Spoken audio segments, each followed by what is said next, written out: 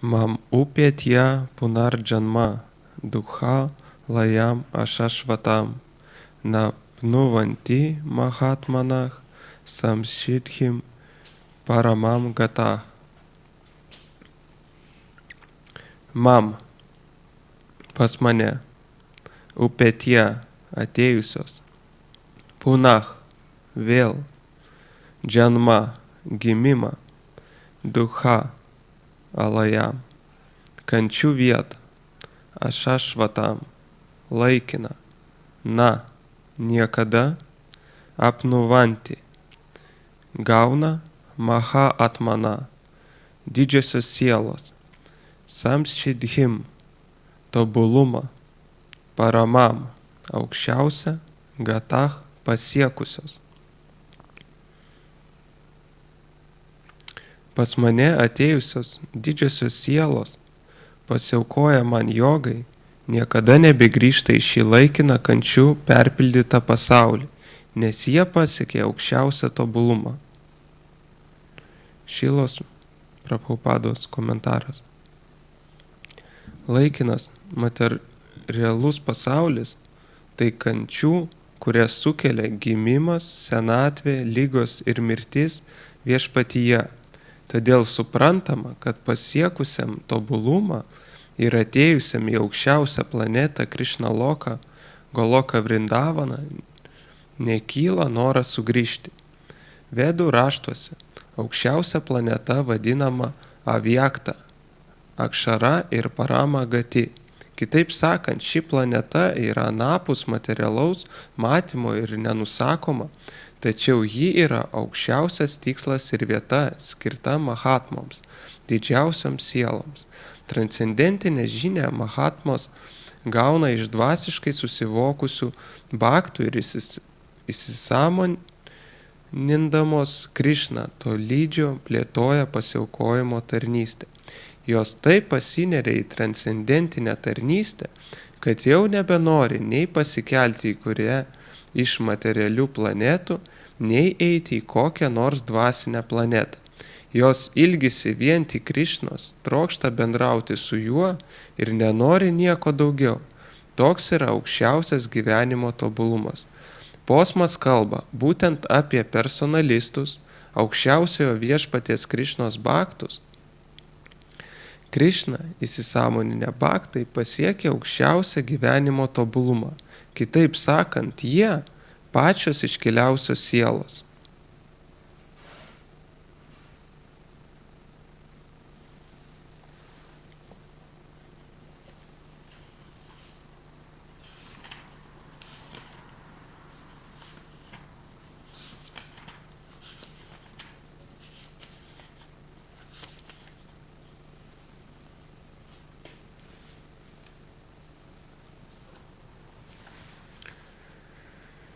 Om Namo Bhagavate Vasudevaya. Om Namo Bhagavate Vasudevaya. Om Namo Bhagavate Vasudevaya. Om Ajnana Timirandasya Jnananjana Shalakaya Chakshur Unmilitam Yana Tasmai Shri Gurave Namaha Shri Chaitanya Manobhishtam Shapitam Yana Bhutale Swayam Rupah Kadamuhyam Dadati Sva Padandikam Vandeham Shri Guru Shri Yuta Padakadamalam Shri Guru Nuvaishva Navamscha Shri Rupam Sagrajatam Sahagana Raghunathan Vitam Tam Sajivam Sadvaitam Savadhutam Parijana Sahitam Krishna Chaitanya Devam Shri Radha Krishna Padansaha Gana Lalita Shri Vishahanan Vitamscha. He Krishna Karuna Sindhu Dinabandhu Jagatpate Gopesha Gopekanta Radha Kanta Namostute Tapta Kanchana Gaurangi Radha Vrinda Vaneshwari Vrishabhanu sute devi pra namani hari priye vancha kalpa tarubhesya kripa sindhu eva čia patitam pavanebhyo vaishnavebhyo namo namaha. Shri Krishna Chaitanya Prabhu Nityananda Shri Advaita Gadadhara Shivasadi Gaura Bhakta Vrinda Hare Krishna Krishna Krishna Hare Hare Hare Rama Rama Rama Hare Hare.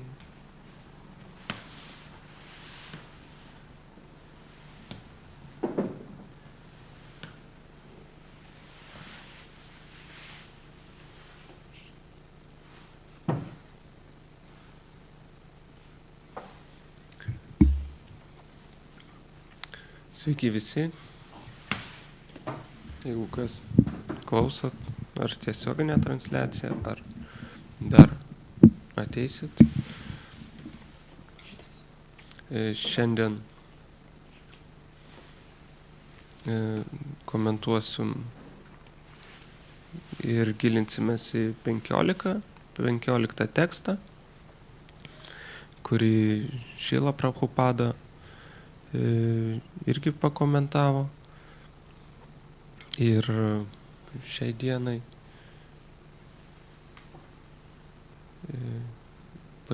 pasiruošiau daugiau pakalbėti, galbūt kaip ir pats posmas siūlo, tai apie aukščiausią tobulumą ir tą būseną, kai jau,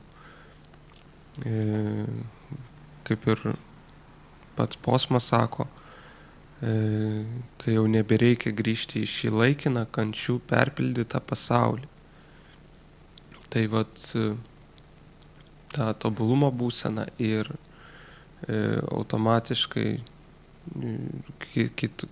kitos erdvės pakeitimas, kas seka būtent po to ir būtų pagrindinės būtų temos, apie kurias čia kalbėsime. Tęsiant netgi mintį čia iš praeito susitikimo. Gal kas prisimena, kalbėjome praeitą sykį apie nesiblaškantį protą, apie meditacijos svarbą, apie būsenas, kurias patiriame kiekvieną dieną savo gyvenime ir kurios yra įvardintos joga sutrose. Taip pat dalinausi įžvalgomis iš Bhakti Vigyano seminaro, kuriame jis davė patarimų, kaip reiktų medituoti, kaip reiktų protą savo palaikyti tokį tikslų ir ką reiktų daryti, kad jis nesiblaškytų ir kaip reiktų organizuoti savo gyvenime, kad ir paskutinę gyvenimo minutę tas protas mūsų, vadinkim taip, nepavestų ir mes išliktume, taip sakant, blaivus. Dalinausi tokia istorija, kurią pasakoja Prahlada Narisimha apie savo žmonos išėjimą, kaip ji tą sugebėjo padaryti net būdama sunkioj lygoj, susikoncentruoti ir galvoti apie svarbiausius tikslus, kaip sąmoningai pasirinkti objektą ir nepamiršti tų vertybių, ties kuriomis dirbo ir praktikavo visą gyvenimą, kaip sąmoningai, budriai, aiškiai ir mąstydama ir galėjo pasirinkti, kur vyks po mirties, ir jos išėjimas buvo labai tikslus, jis žinojo, kur eina ir nejautė nė lašelio baimės ir protas buvo labai aiškus, ramus. nebuvo jokių net užuominų to nerimo ar kitų kokių baimės, negatyvių emocijų. Tai matome, kad žmonės praktikuojantis atsidavimo tarnystę, jie vienaip ar kitaip jų tos pastangos nenueina veltui ir tą egzamino dieną jie, kaip sakant, pasirodo taip, kaip treniravosi. Tai va, tai šiandien daugiau gal dėmesio skirsime tai daliai, kuri kalbėtų apie patį tą pasaulį, apie visą vedinę kosmologiją, visą sandarą, apie tai, kokius objektus meditacijos mes galim pasirinkti ir apskritai mes patys galim paimti ir taip įtikėti, ar ko mums trūksta, kad galėtume siekti ar norėti siekti to aukščiausio tobulumo. Tai galbūt iškart norėčiau pradėti nuo tokios istorijos, kurią neseniai klausiau per MP3 playerį, per ausinuką, kaip vienas dvasinis mokytojas, Chaitanya Chandra Charan, pasakojo dar savo, vadinkim taip, tas iš jaunesnių laikų istorijas, iš tų dienų, kai jis berods ten iš tų pirmųjų kartų buvo šventose tokiose piligriminėse kelionėse ir dalinosi, kaip tiesiog būna kartais, tikrai reikia įdėti ir pastangų ir askezės, kad kažkur keliauti ar būti Indijoje, pavyzdžiui, vasaros periodu, kai yra labai karšta, lankyti šventas vietas. Tai dalinosi tokia istorija, kai jie jau ten 3 savaitės iš viso praleido grinai kelionėje ir buvo su labai didelė grupė, ten virš 250 žmonių ir buvo viena iš tokių įdomiausių kelionių, daug įspūdžių, daug šventų vietų ir tai buvo pirmoji ta patirtis toje piligriminėje kelionėje. Ir kas buvo įdomu, kad jis sako, kad nepaisant to nebuvo lengva. Būdavo, kad tekdavo miegoti jam ir lauke, ir visą dieną būti ar ant karščio, ar vaikščioti, ir kelias dienas iš eilės tų tokių komforto sąlygų pasikesdavo. Ir vienam sustojime, kai jau visi buvo tikrai pavargę po ilgos dienos, jau taip į vakarą, jiem organizatoriai pažadėjo, kad bus dabar prasadas. Ir prasado, kaip sakant, visi laukia, žino, kad pavalgys, tuo labiau, kad visi yra alkani.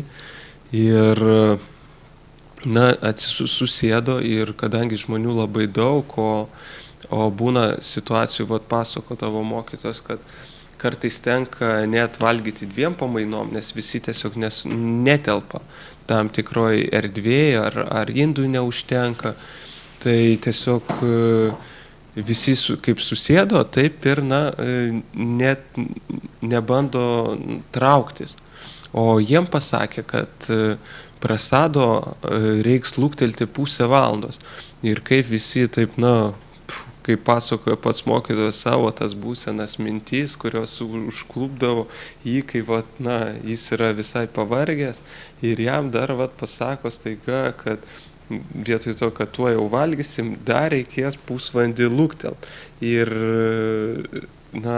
protas visada paduoda įvairių minčių, kad čia jau to per daug, ar jis pradeda kažkokį nepasitenkinimą gali pradėti reikšti ir to pasekoje tos mintis, jos būna ne pačios geriausios. Ir Chaitanya Chandra Charan pasakoja, kad tuo metu jau pradėjo dalinti įvairias lėkštutes, palmių lapus, netgi druską išdėliojo. Visi žmonės taip, nekantriai, bet kadangi visi yra atsidavę, praktikuojantis, taip labai, nuolankiai sėdi, nieks nebando trauktis iš savo vietų. 200, galima įsivaizduoti, virš 200 žmonių, tai gan didelis tas kolektyvas jau buvo. Ir dar po pusvalandžio jau vietoj to, kad jau pradėtų dalinti maistą, jiem pareiškia, kad reikės dar pusę valandos laukti. Ir tada Chaitanya Chandra Charan sako, to jau atrodė net per daug, jau to jau negalėjo kai kurie atlaikyti, jau tos replikos pradėjo eiti į šalis, jau pradėjo kažkas taip galvoto, kas čia organizuoja, kas čia atsakingas už tuos organizacinius klausimus, kodėl viskas taip vyksta, jau tokie mini sproginėjimai, sąmonėje kažkokie nepasitenkinimo, tokios bangos jau pradėjo, kaip čia pasakyti, sklisti. Ir pats Chaitanya Chandra Charan sako, taip, alkanam žmogui valandą dar papildomai laukti yra nelengva. Ir po to dar pusvalandį jie, pralaukė, kol galų gale atnešė maistą, du tokie net, įsigandę indusai. Ir jie taip, ar kažką ten buvo pamiršę, ar dar tos didelius puodus tiesiog pastatė viduryje ir, nuėjo ieškoti ar indų dalinimo, ar dar žmonių pakviesti, nes jų buvo vos 2 žmonės. Ir jau tada, to nepasitenkinimo jau buvo kaip ir jau tokia, galima sakyti, maksimum banga. Tada su laiku tuos indus, sako, jau surado, jau pradėjo dalinti ir 2 žmonės ant 250 žmonių. Niekas lik ir nenori keltis iš savo vietos, nežino, kad tuoj vietą užims ir tada gal reiks iš vis neaišku, ar pavalgys.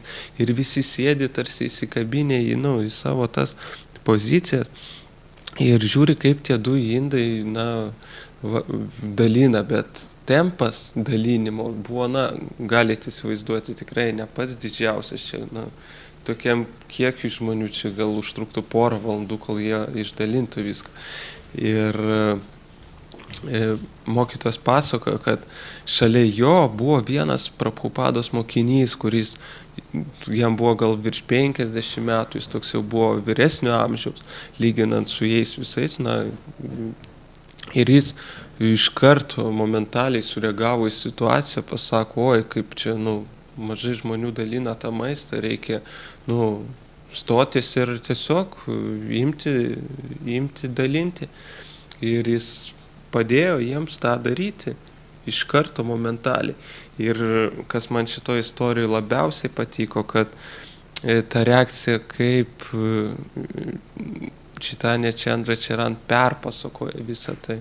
Jis pasakoja su tokiu, vadinkim, atgailos motyvu, kaip jį tuomet užgraužė sąžinė dėl jo visų minčių apie tą laukimą, apie galvojimą, apie kažkokį, kritiką ar kaltų ieškojimą, kaip jam buvo gėda už visus tuos 200, visus atsidavusius, kurie panašiai galvojo tuo metu, kaip jam, kaip jis dabar, net po keliasdešimt metų istoriją šitą pasakodamas, jaučiasi, kaip jis visą tą gyvai išgyvena, tą realizaciją, tą tokią, kai ta sąžinė bunda. Ir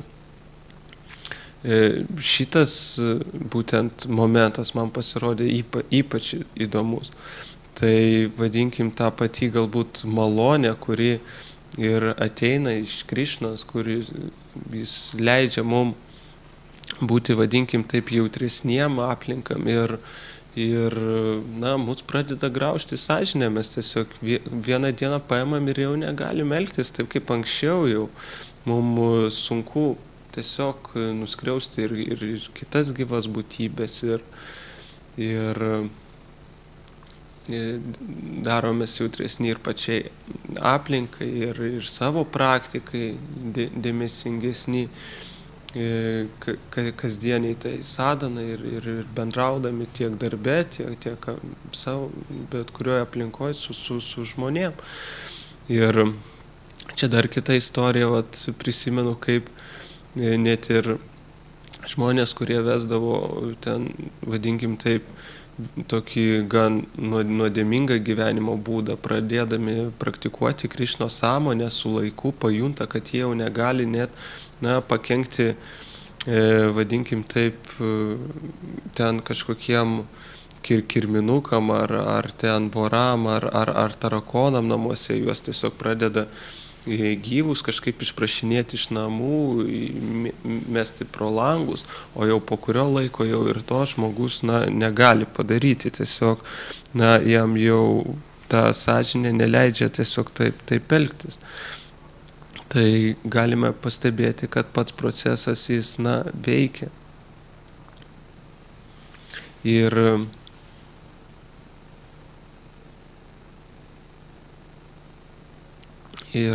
tas tiesiog, tampa akivaizdu, tiesiog bendraujant ir matant žmonės, kurie praktikuoja Krišnos sąmonę daugiau metų, daugiau laiko. Tai tikrai tie žmonės savo tiesiog savybėmis įkvepia ir galima dar kartą džiaugtis, turint galimybę būti tokioj bendruomeniai.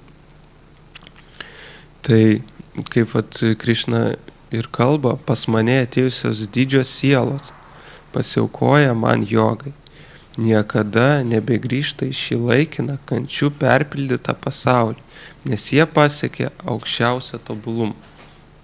Tai tas aukščiausias tobulumas ir yra, kai žmogus sąmoningai jau pasirenka kurti ryšį su Dievu ir bepraktikuojantis jis gauna tas patirtis, tas tikras realizacijas, kurios neleidžia jam jau svyruoti.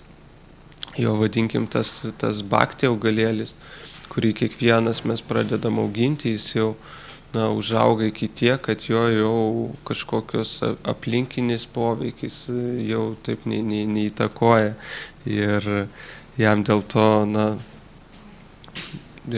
jau daug lengviau yra tęsti tą praktiką ir vėlgi būti pavyzdžiu aplinkoje.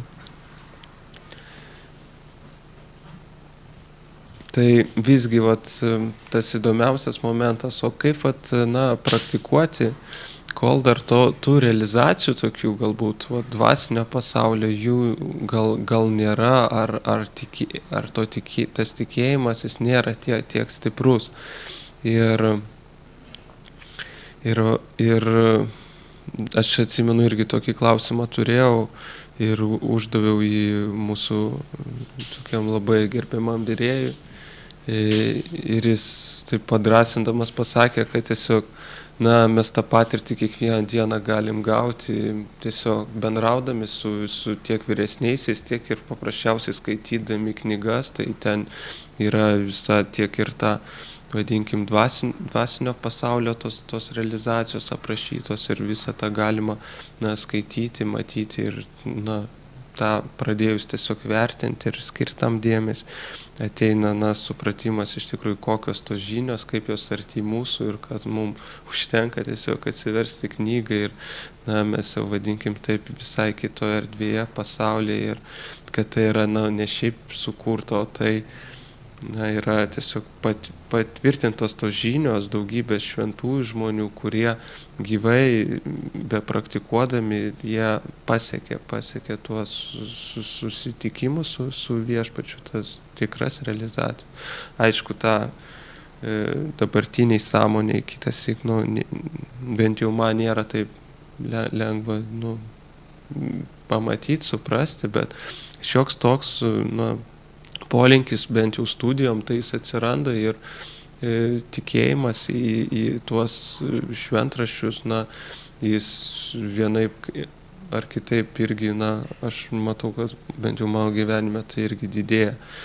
Tai aš pats vienam dvasiniam mokytojui irgi buvau uždavęs tokį klausimą, ar apskritai būtina, na, apskritai gilinti, studijuoti, kodėl tą reikia daryti, gal žmogus kitas gali įstarnauti ir, na, turėti tą tikėjimą ir be tų studijų.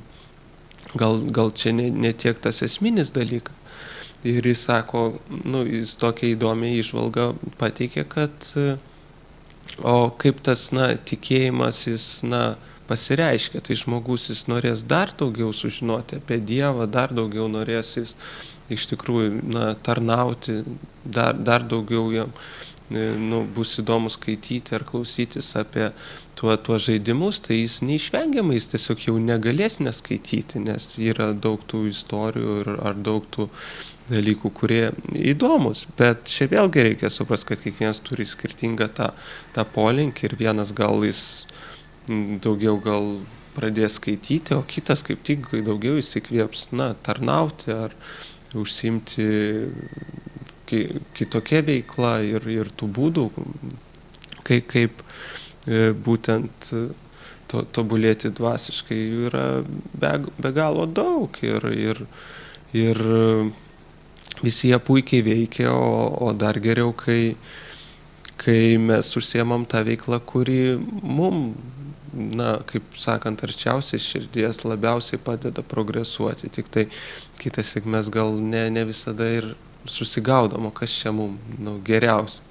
Nes dažnai yra tas vertinimas turbūt iš tos norių kategorijos, ar tada kitas iki kitą kraštutinumą vien tik kitą reikia persimetam. Tai na, gerai, jeigu yra tas žmogus, kuriuo mes pasitikim, kuris, na, mum tas visas paieškas, tuos klaidžiojimus sutrumpina, tiesiog gal vien paklausius jo, ar paskaitų, ar tiesiog galbūt parašius laišką, jeigu yra kažkokios didesnės problemos, jis mum greitai, nu, kaip sakant, mus grąžina atgal ant kelio, kad mes ten nestresuotume, nesiblaškytume pernelyg ir žodžiu, tom abejonėm negriautume tą, ką jau, nu, lipdėme iš savo dvasinės praktikos. Tai dėl to tas visas procesas, jis tiek gražiai sudėtas, vadinkim, Krišnos sąmonė, kad yra tas žinių gavimo būdas, jis, na, autoritetingas, jis nėra taip tik tai, kad aš pats mokausi, arba aš tik tai pats kažką aklai priimu, o tai yra viskas, na, vyksta su mokytoju ir pagal tą mokymą, kuris yra patikrintas būtent autoritetingos sekos paramparos, kuri yra nenutrūkstanti ir, na, tuo labiau, kad ir visi mokymai, jie remiasi ne šiaip anumanos, tuo žinių gavimo būdu, kas yra, reiškia logika, arba ten kažkokių, kuo dabar mokslas bando vadovautis, tai to aplinkinio pasaulio pažinimu, o kas yra tiesiog grinai tiesiai iš Dievo pas mus atėję, ir tai yra vedų autoritetais, vedų raštais, kurie net šiandien mokslininkų tarpe jie yra, nu, visgi priimami, nors ir aiškiai jie mato, kad tos vedos neturi kilmės kaip autoriaus ir vis tiek, na, aišku, tai daug diskusijų mokslinėje, akademinėje srityje sulaukiantis raštai ir jų atitinkamai ten kitos dalys ar tų raštų interpretacijos, bet vis tiek jau, na, vis tiek patys mokslininkai mato, kad dalykai užrašyti juose, jie sutampa, rezonuoja su tom pačiom išvaidom, tyrimais, ir kokią sritį be paimsim, ar tai būtų medicina, ar ten, vadinkim, kosmologija, ar dar kas nors, vis daugiau tų bendramačių taškų jų, nu, daugėja. Ir jeigu ten prieš 20 metų mokslas kalbėdavo vienaip, tai dabar jau visai kitas išvadas pateikia ir na, gražu matyti, kad yra tas dialogas ir gal laikui bėgant tos vedinės žinios, kaip norėjau, pavyzdžiui, Prabhupada, jos bus dar arčiau mūsų ir dar arčiau mūsų tiesiog aplinkos, šeimos, vaikų ir bendruomenės mokyklose visur tas bus, na, ne taip kaip iš tokios, pasakų serijos, ar čia tik tai, na, ne visiems žmonėms, o tai bus tiesiog, na, normalus standartas, vadovėliuose žmonės mokyklose studijuos Šrimad Bhagavatam, kitus kūrinius ir tas tiesiog bus įtraukta į privalomą programą, norisi tuo tikėti. Nu, aš nebejoju, kad tai bus, tik tai klausimas galbūt kada. Tai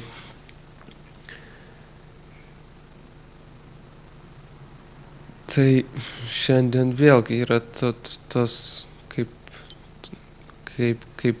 temos pagrindinės.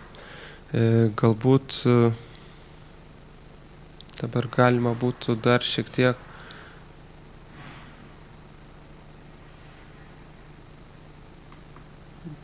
pakalbėti apie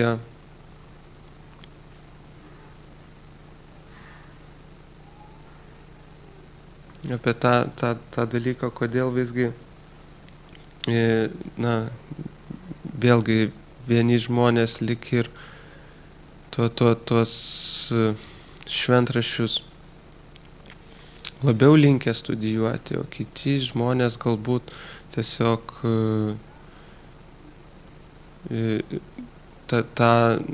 kitiems žmonėms to gal net visai ir nereikia. Ir tu gal net, man atrodo, irgi buvai, tada, kai Džemila pasakojo apie tą istoriją, nebuvai apie Batsiuvį ir apie Brahmaną.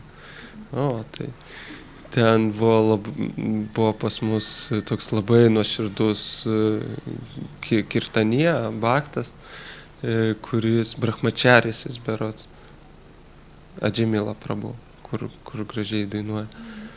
Ir jis, nu, toks, kaip vadinkim, labai jautrus aplinkai ir jis su kiekvienu žmogum momentaliai matosi, kaip stengiasi užmegzti tą tokį nuoširdų kontaktą.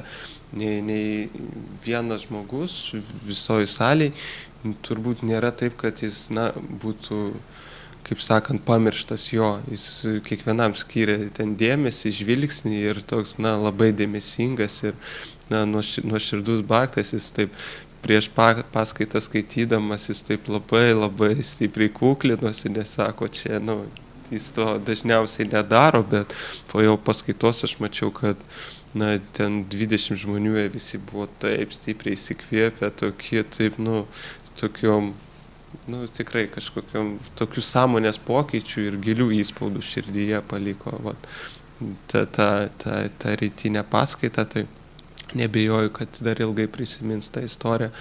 Tai pati istorija, jeigu taip trumpai, ji gal ir bus kažkam, kas klauso, jeigu klauso ir girdėta, ji tokia gan dažna mokytojų kalbama, bet turbūt svarbu, kas ją pasakoja. Ir Džemila, kai tą padarė, matosi, kad, nu, ta istorija žymiai stipriau realizuota. Aš gal taip tik trumpai perbėgsiu, kokie ten akcentai buvo, kad yra Batsiuvys, kuris tiesiog, jis taip, na, gyvena savo ir gyvena. Savo šlovina Dievą, nu, toks paprastas žmogus, užsiema savo amatu. O Brahmanas tai nuo ryto iki vakaro studijuoja, veda šventraščius, kaip gyventi, kokias ten pareigas, ką bedaryti, atlikti.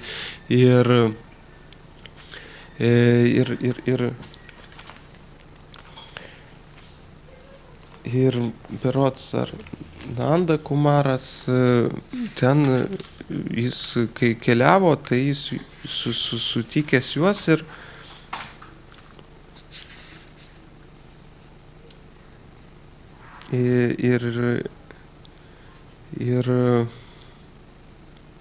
tiksliau ėjo kažkaip pro šalį ir jis tiek vieną, tiek kitą pažinojo.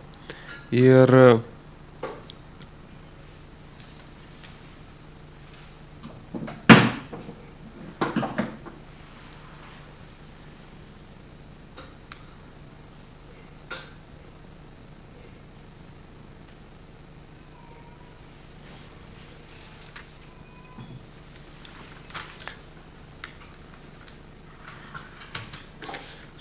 žodžiu, mintis ta, kad jis eidamas pro šalį tiksliau, jie jį pažinojo, žinojo, kad jisai ten, kaip ir toksai, vadinkim, turi kažkokį ryšį ar kaip čia pasakyti, tokią, vadinkim, blatą pas Dievą ir žino, kad jis gali su juo susisiekti. Ir pats įdomus kaip kreipinys, kai vat, jie pamatė Kumarą einantį pro šalį,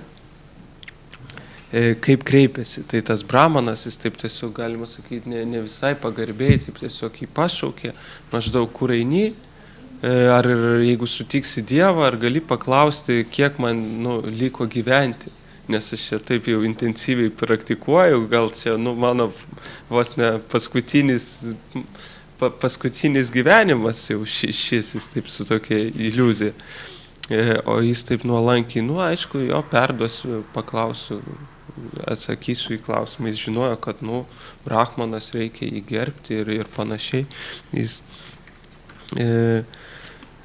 Gopal Kumaras, jis net, taip ir galvoje neturėjo kažkaip nuteisti ar smerkti, ar ten sureaguoti, kad jį ten taip labai užgauliai kažkaip, ne tai, kad neužgauliai, bet nepagarbiai kreipėsi. Ir, tiesiog, paklausk, kiek man liko gyventi. Ir lygiai ta pati situacija buvo, jis eina toliau, keliauja, ir tas pats batsiuvysis, taip su juo persimetė keliais žodžiais, ir tas batsiuvys labai, taip, labai nuolankiai. Iš karto pradėjo sakyti, džiaugiuosi, Narada Muni, tave matydamas, ten pradėjo įvairiai jį, kaip šlovinti, garbinti, ten lenktis, kur eini, ten paklausė, jis sako, einu su Dievu susitikti. O, kaip faina, iškart ten visas apsiverkė, kaip aš tau pavydžiu, tenai su tokiu net, bijo kažko paprašyti, jau matosi, kad nori paprašyti, ten, ir, Narada Munis, jis taip sako, gal ko paklaust, tiesiog paprašyti. Sako, oi, ne, ką dabar aš čia tave varginsiu, tai kaip čia, aišku, būtų įdomu sužinoti maždaug, ar ilgai man čia dar liko, kiek metų, kiek dar gyvenimų reikės man čia būti. Jam tinka, bet kiek jis ten niekur ir neskuba. Ir Narada Munis, aišku, paklausiu, vis tiek jau turiu tą klausimą. Nežinai tikrai šitas istorija. Ir jis jau nueina pas Dievą, Narada Munis, ir, klausia, tai kiek čia, kam liko iš jų gyventi. Ir taip, jeigu trumpai, tai sako, tam brahmanui sako, milijonus ten milijardus gyvenimų darys, ten gims, vėl mokysis, studijuos toliau, vėl ir vėl iš naujo, kol jis ten, žodžiu, ateis pas mane. O sako, nesupratau visiškai, nelogiška, pats Narada, jau išminčius, jau irgi, negali perbrati. Ir sako, o kiek liko batsiuviui tada, tai jis iš viską į pragarą keliaus, kada jam, jis sako, o jis jau, čia paskutinis jo gyvenimas, perduok jam. Sako, kaip čia taip, žinai, kaip taip gali būti, kodėl? Sako, o jeigu nori įsitikinti, kodėl taip yra, kai jie paklaus tau grįžus, ką aš veikiu, tu jam atsakyk, kad aš dramblius kaišau per adatos skylutę. Ir tada tau viskas paaiškės. Nu ir, žodžiu, Narada Munis grįžta pas Brahmaną, pasako jam, tokią skaudžią tiesą, sakykim, ir sako, kaip čia, sako, taip, reikės tai, kaip ten, kaip čia dabar taip gali būti, jis taip aišku, nepatikėjo, tai sako, kur tu buvai, ką Dievas šiuo metu veikia ten, ar taip, irgi, Dievas tai žinojo, kad jau tokį klausimą užduos, ir sako, jis dramblį per adato skylutę prakišinėja tiesiog. Toks užsiėmimas. Kaip dramblį, neįmanoma, čiagi, dramblys, tu kažkur ne ten buvai, nesąmonė visiškai. Ir Narada Munis suprato, kad jis neturi tikėjimo realiai, jis nesupranta, koks Dievas galingas, kad jis viską gali daryti. Ir suprato, kad visos tos studijos jo perniekios, tik tai ambicijas ir ego augino ir to kažkokio, vadinkim taip, prie tobulumo, prie tų esminių dalykų, prie širdies, sąmonės pokyčio, tai nepriartėjo. Ir kai paklausė to paties Batsiuvio, jis ten ištirpo, nualpo, ten apsiverkė ir sako, kaip faina, kaip gražu, už ką man, aš ten net ir, nevertas grįžti. Tai tiesiog, visai kitos matome iš tos istorijos, aprašytos ir ta istorija yra, nepaminėjo, bet Narado Munio istorijos jos yra iš Sanatana, Gosvamis jis aprašė. Tai vadinkim Čaitanijos Mahaprabhu tokie, kaip sakant, pirmieji tie mokiniai, kurie būtent ir bandė perteikti visą filosofiją, esmę ir tą atsidavimo tarnystę, kad ji būtų mums suprantamesnė. Ir tose istorijose, kaip aiškiai viskas gražiai, tiesiog beskaitant galima suprasti, tie skirtingi, vadinkim taip, dvasiniai brandos etapai, kurie, ir visose Šrimad Bhagavatam tam giesmėse, jie yra atskleisti. Tai įmant nuo pirmųjų knygos dalių, artėjant link 10 giesmės, matome, kad atsidavę yra visi. Ir visi yra vienodai malonūs Krišnai brangus ir yra tyrie atsidavę. Bet tame tarpe jie turi savotiškai visi skirtingas irgi intencijas ir motyvus tarnauti jam. Tai dėl to kitąsyk mums tos studijos arba tos paskaitos, jos gali mūsų tą sąmonę, kaip Sanaka Kumara sako, sukalibruoti, biškina ją tokią padaryti lankstesnį ir padėti geriau orientuotis tiesiog dvasiniam gyvenime, savo pačio brandoje ir to kažkokio tiesiog sumažinti mūsų tuos visus blaškinimus, kol pas mus nėra to tvirto tikėjimo. Jeigu jau tikėjimas tvirtas, tai jau, kaip ir to žiniosios vis tiek ateina malonės dėka. Tiesiog bekalbant su baktais, kažkokios istorijos jos taip giliai įsimena, kad tu gali ten, atrodo, vaikščio skaityti visur, bet taip giliai kažkaip nepaveikia širdies, ar jį gal tuo metu netiek aktuali būna tavo paties gyvenime. Ir tas, savotiškai smagu matyti tą Dievo veikimą, tiesiog grinai paties gyvenime. Ir čia prisiminiau, čia gal mes šiek tiek irgi norėjau tą istoriją šiek tiek vėliau papasakot, bet manau visai tiks ir dabar, kai buvo pas mus čia atvykęs svamis iš Vokietijos. Может, ты помнишь, это из Германии с вами какое? Сачинандана. Сачинандана, да, наверное, имя его, jo vardas. Jis toks, vadinkim, vienas tokių senesnių sanjasių, vyresnių ir jis daug pamokslavo tose šalyse, kur karai vyksta, jis ir daug askezės praktikavo ir jis turi tą realizaciją, kiek ta askezė ir kiek tos savęs toks įtempimas, kada jis naudingas ir kada jis jau realiai kenkia žmogų. Ir jis savotiškai irgi dalinosi tą patirtim, kad nereikia niekad savęs versti daryti to, ko tu lyg nenorėtum, jeigu tu tenai dar nebūsi, pavyzdžiui, tavo mintis vis tiek nebus tame procese, o tu, pavyzdžiui, nuėjęs į Harinamą, galvosi apie ten vitrinas ar ten gaudysi varnas, visą tą laiko tarpą.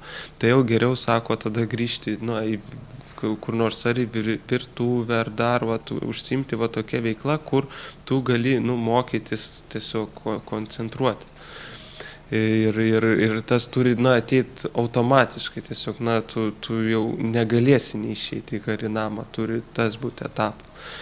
Ir jis tiesiog sako, bet tos askezės, tas savęs toksai, kažkada privertimas daryti, kai jis knygas platindavo, jos vis tiek duoda tam tikrų realizacijų, kitaip žmogus jų turbūt irgi neatlikinėtų. Ir pasako, kad jis, kai platino knygas, jis į vieną pastatą užėjo, ten musulmonam padalino knygas ir ten išėjęs gatviai, ten vaikšto ir po minutės dviejų tas visas pastatas išlėkė į orą.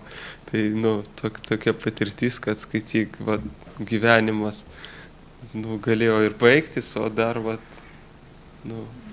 tokia užsiemant tokia veikla, tu jauti tą palaikymą, prieglobstį. Tai grįžtant prie tos askezės, taip pat čia neseniai buvo Šukadevos paskaita. Jis irgi su knygų platinimu labai daug turi tokių realizacijų ir irgi pasako, kai vienam, kai būna bhaktai perspaudžia, ypatingai tie, kurie ten pirmus metus praktikuoja, jie dažnai gali daryti kažką lyg ir gerus dalykus, bet ta askezė, ji dar yra, vadinkim, ne pagal jo kalibrą. Ir jį tada sukuria jame kažkokių papildomų negatyvių būsenų, kurios ir pasireiškia, kad jis mintise gali kritikuoti, teisti kažką, o gali kitas ignetai išsprūsti. Ir tada žmogus gali jis toks, biški toks, nusiminęs vaikščioti, pats nesuprasdamas kodėl, tarsi, lyg ir gero nori, o sunku. Pas mane ta tikrai yra patirtis, atrodo, kitas būna, kad pamiršti ten ar pamiegoti, ar dar, ir tas vis tiek fiziologija kūno jį gali, taip kaip sakant, vis tiek duot žinoti, tu negali ignoruoti. Ir Dėl Govinda gerai pasakė, kad ir koks įkvėpimas jį ten užeina naktimis patarnauti ar ten versti knygas, sako, jis vis tiek grąžina save į realybę, supranta, kokiam jis lygiai yra ir kad jeigu jis ten, kaip pasako, cituoja, sako, jeigu aš neįsimegosiu, tai tas mano kailis, sako, jis liks toks, ta prasme, nepailsėjęs ir šią manęs jūs šitoj paskaitoj nematysit. Ir rytiniai Šrimad Bhagavatam dalinas. Tai tas aukščiausias tobulumas, jis iš esmės, ką aš ir noriu akcentuoti, turbūt, kad tai yra ir mūsų pastangos, bet jos nėra vien mūsų pastangos. Ir tą reiktų irgi suprasti, kad tai yra, Dievo malonė. Kad viskas ateina iš pačio Dievo. Ir kaip, ar tas brahmanas, kuris to istorijoje bandė viską pats kažkaip tai, išskaityti ir suprasti, tai nėra sprendimas. Vis tiek mes turim matyti realią savo padėtį ir tą realią padėtį mums lengviau matyti, kai mes, pavyzdžiui, studijuojam arba žinom tą visą kosmologiją, tą vadinkim hierarchiją, tiek dvasinio pasaulio, tiek materialaus. Elementariai turim tą žinias, supratimą, kur einam, kokie tikslai, kodėl, pavyzdžiui, mums kartais sunku įtikėti ar savo tiesiog pažindami proto funkcijas. Tai, mums tai tas gali būti savotiškas privalumas, bet nebūtinai mums to kitas reikia. Jeigu mes turim įkvėpimą tarnauti ir matom ir turim norą tiesiog džiuginti kitus žmonės, kitas gyvas būtybės ir tą darom su sąsaja, kad matom, kad rūpiname Dievo kūrinyje ir esam tarnai, tai tas labai gerai. Ir aš iš tikrųjų daug, kaip rytais būna skaitau, iš šventraščių visada kažkokias įdomesnės eilutės išsirašau, ar iš Šylos Prabhupados komentarus. Tai net, pavyzdžiui, kalbant, jau artėjant, ar po biškį pereinant jau prie tos vedinės kosmologijos, kodėl visgi, galima ir svarbu studijuoti ar suprasti, turėti tą, vadinkim, pasaulio patį vaizdą. Tai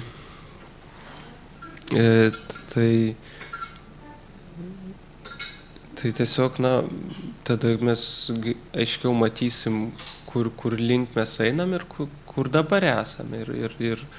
Ir tai tiesiog bus privalumas. Čia, kadangi ir pas mus toks komentaras ir pats posmas dėkingas, aš gal trumpai perskaitysiu dar kartą, nes ne visi čia girdėjo jį. Tai laikinas materialus pasaulis, tai kančių, kurias sukelia gimimas, senatvė, lygos ir mirtis viešpatyje.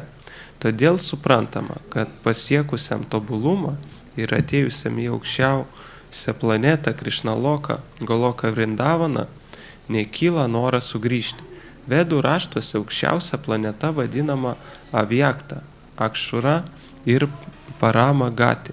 Kitaip sakant, ši planeta yra anapus materialaus matymo ir nenusakoma, tačiau ji yra aukščiausias tikslas ir vieta, skirta Mahatmoms, didžiosioms sieloms. Transcendentinę žinią Mahatmos gauna iš dvasiškai susivokusių bhaktų ir įsisąmonindamos Krišną tolydžiai plėtoja pasiaukojimo tarnystę. Jos taip pasineria į transcendentinę tarnystę, kad jau nebenori nei pasikelti į kurią iš materialių planetų, nei eiti į kokią nors dvasinę planetą. Jos ilgisi vien tik Krišnos, trokšta bendrauti su juo ir nenori nieko daugiau. Toks yra aukščiausio gyvenimo tobulumas. Čia įdomus tas dalykas, kad pats posmas apie tą išsivadavimą kalba ne tą impersonalistinį, bet turi omeny tą personalistinį išsivadavimą. Posmas kalba būtent apie personalistus, aukščiausio viešpatės Krišnos bhaktus. Krišnai įsisąmoninę bhaktai pasiekia aukščiausią gyvenimo tobulumą, kitaip sakant, jie pačios iškiliausios sielos. Tai man kas pasirodė įdomu, jos taip pasineria į transcendentinę tarnystę, kad jau nebenori nei pasikelti į kurią iš materialių planetų, nei eiti į kokią nors dvasinę planetą. Net jau sako, jeigu žmogus turi tas realizacijas, jam jau netinka ten Dvaraka, Madhurija ar Vaikunthos planetos, nors tai jau yra dvasinis pasaulis, tai yra jau daug daugiau negu ten ta impersonalistinė Brahmano realizacija, tai jau yra dvasinis pasaulis, jau čia pats Prabhupada net sakė, kad dauguma turbūt jo mokinių net nebūtinai visi pateks į Goloką Vrindavaną, sako, dauguma puls tiesiog į rojines planetas ar į Vaikunthą. Tai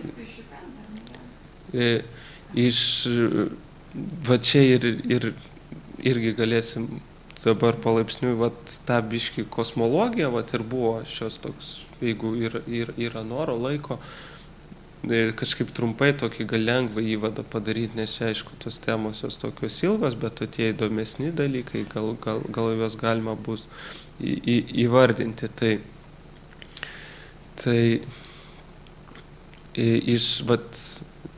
pats turint tą vedinės kosmologijos sandarą, galima matyti, kad yra materialus pasaulis ir yra dvasinis. Materialus tai 1/4, vadinkim, ta proporcija būtų, o 3/4 ta didesnė dalis yra dvasinės, kūrinijos. Nors jau imant tas mūsų visatas, juk tiek yra daug. Ir tą vieną visatą, iš esmės sudaro, pavyzdžiui, mūsų visatoje yra 14 planetinių sistemų.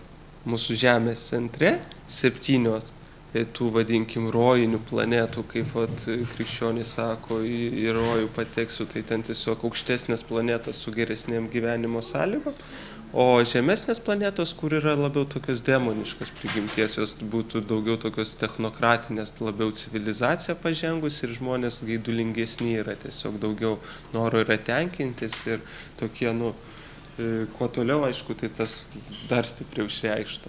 Čia tas būtent galima ir pastebėti, kaip pas mus, kur linksta.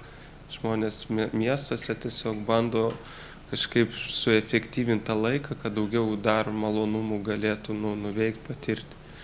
Ir, aišku, ne visi, bet ta tendencija į tokia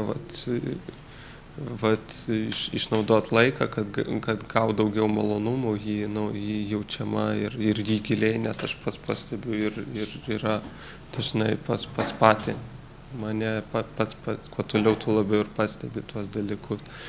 Tai kas įdomu, kad, pavyzdžiui, dar apačioje dar yra atskirai pragarinės planetos, pavyzdžiui, ten tie giliai, aišku, mes negvildensim, Šrimad Bhagavatam aiškiai ten pasakoja, už kokią veiklą, kur žmogus patenka ir tada perskaičius tikrai nekyla noro tą daryti.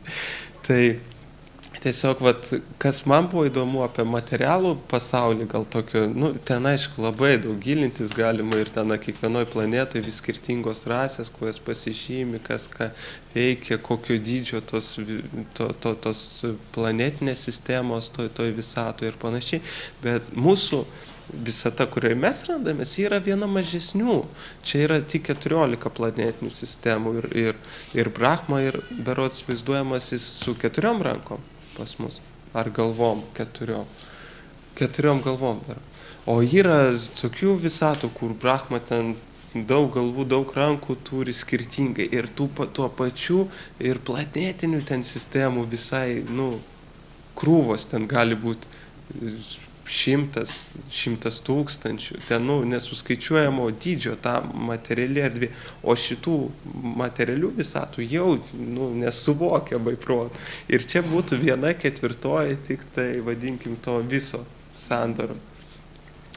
Tai dabar net šiais laikais mokslas iš tikrųjų kažkokias turi analogijas, kad irgi visata kūrėsi iš burbulo. Yra naujų tokių teorijų. Tai kažkas, man atrodo, čia Denisas Prabhu juokavo, sako, kad jie turbūt skaito, sako Šrimad Bhagavatam. Jie vis tiek kažkas ten skaito, arba negali tai būti.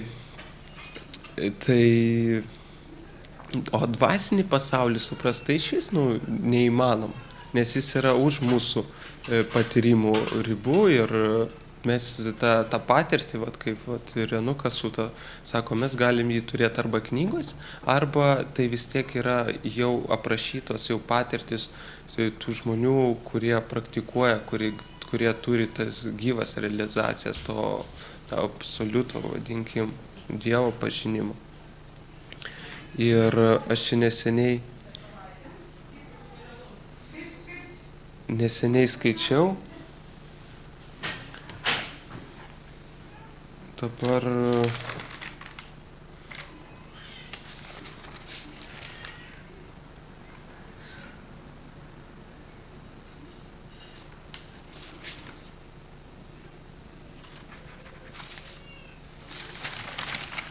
aš aišku būna, kad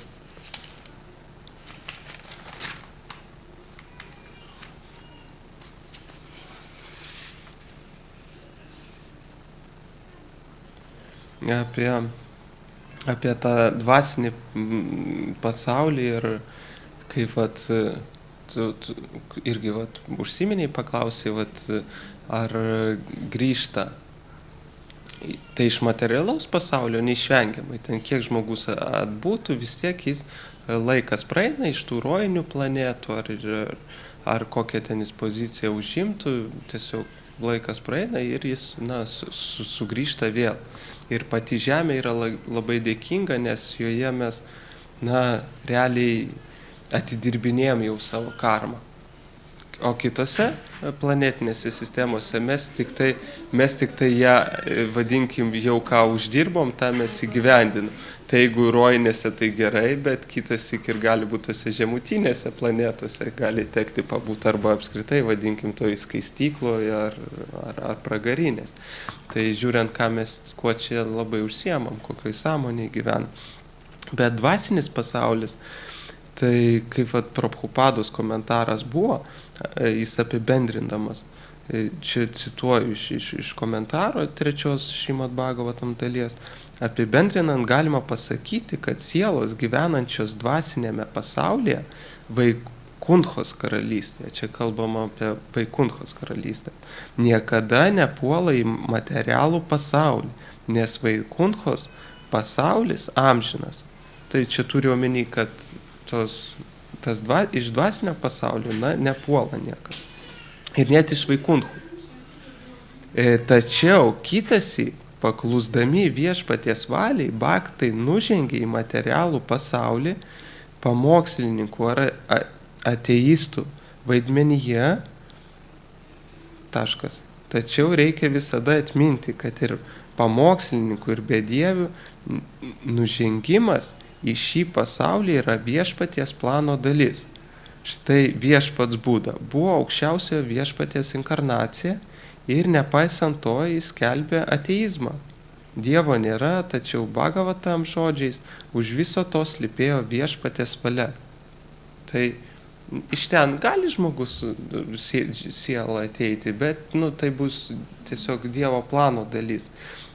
Čia yra ir to Džajo istorija, bet tai labiau išimtiniai atvejai. Nelabai žinoma, tai per daug, tai man tos rojinės planetos atsijausi, kad yra dvasinės planetos, bet tai čia yra skirtingi dalykai. Jo, tas ir yra, kad rojinės planetos jos yra materialus pasaulis, tas ir įdomiausia. Ir kai krikščionys medituoja apie rojų, tai jie tiesiog apie tos geresnius laikus ir svajoja. Bet yra krikščionys, kurie medituoja į realiai dvasinius pasaulius, kurie sako su Dievu susitikti ir tie tikslai, biškiai, vertybės ir lūkesčiai yra aukštesni. Tai ten per šventai stengiasi patekti, bet daugumoj tai ten tiesiog, vis tiek žmonės tiesiog bando iš tos, vadinkim, kali įtakos, nuo savo tokių žalingų įtakų, nuo tos tokios grubios prigimties tiesiog,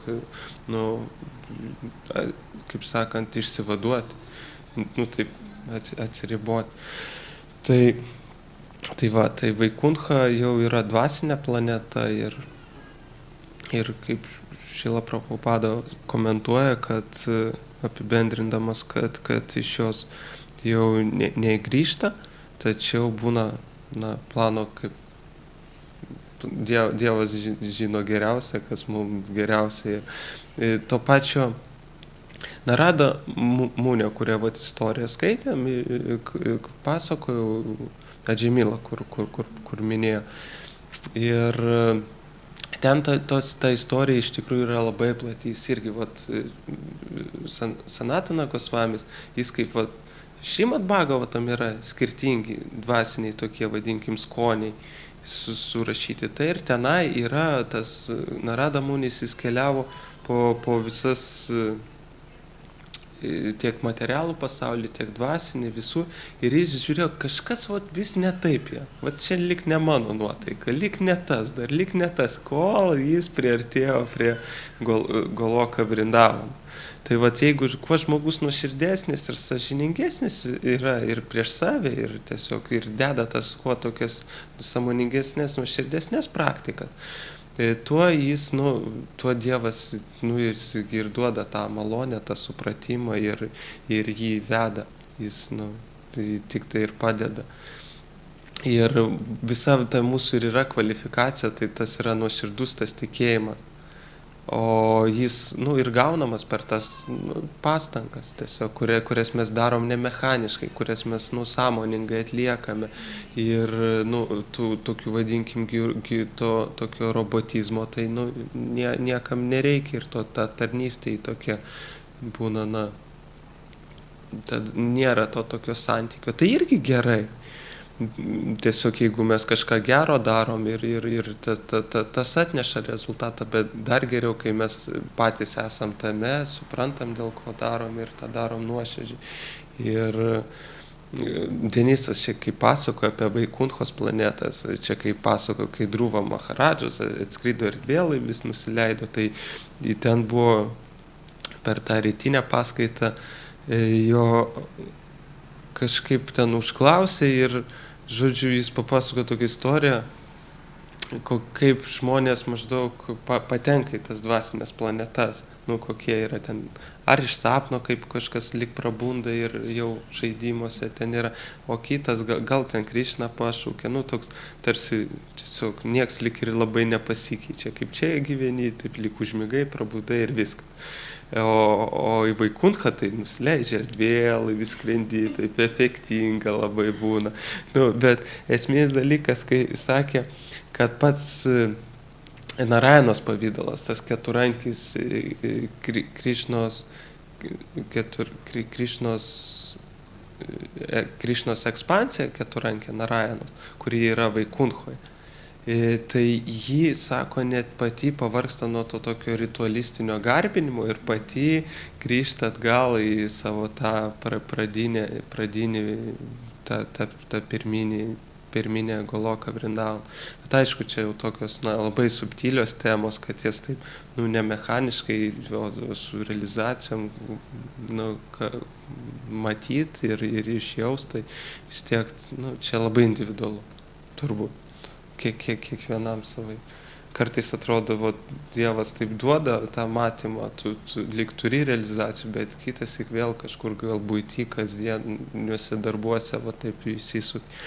Bet turbūt tas dvasinis gyvenimas ir yra įdomus ir ta atsidavimo tarnystė, tas aukščiausias, vadinkim, tobulumas, kuris ir yra, nu, kaip ta meilė Dievui, kurie apibūdinama kaip būtent nenutrūkstama ir be jokio motyvo pašalinio. Tai nu, yra iš tikrųjų aukštas lygis ir tą suprantant, galima pamatyti, kuriam dabar mes patys esame etape ir kad, nu, lyg tai yra kur dėti pastangas, bet vis tiek nereiktų tikėtis, kad čia vien mūsų, nu, kažkiek padarėm mechaniškai tenai, kartu ar ten ko ten, ar ten tarnystė ir turėsim tokį rezultatą. Tai sako, kad čia yra Vaikunthos nuotaika, kai mes veikiam ir gaunam rezultatą, nu, kai yra tokie, vadinkim, skaičiavimai. O jeigu ta vadinkim, aukščiausias tas tobulumas, apie kurį šitam posme kalba, apie Goloką Vrindavaną, Krišna Loką, tą, vadinkim, lotoso, tą žiedo šerdį. Tai reikia, kaip sakant, daugiau padirbėti. Ir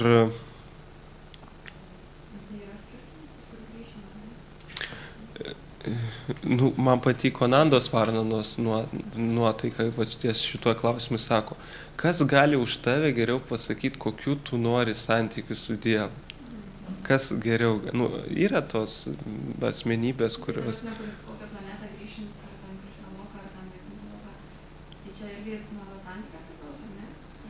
Nu tai čia ir yra, mes ir bandom atstatyti savo santykius su Krišna. Ir kokį mes tą etapą pasieksim, tai kitą gyvenimą mes tęsim, jeigu mes nerealizavom tą, ko norim, arba jau šį gyvenimą realizuosim. Aš čia pradžioj pasakojau, kaip iškeliavo Narisimhos žmona. Tu buvai gal tada paskaitoj, Prahlad Narisimha, toks stambus baktas, astrologas. Čia jis jau senai buvo toks, na, ir Trinapolio gatvė. Prahlad Narisimha, jis ten astrologas, buvo per Prabhupado šitą Krišnos gimtadienį, ten dainavo. Na, žodžiu, paskaitos pradžioje minėjau, nu, dar pasikartos. Ir praeitą paskaitą. Tai kaip jį palikinėjo kūną. Tai buvo visiškai sąmoninga, nors prieš tai labai stipriai sirgo, bet jį palikinėjo šventoj vietoje, aš dabar ar Vrindavane,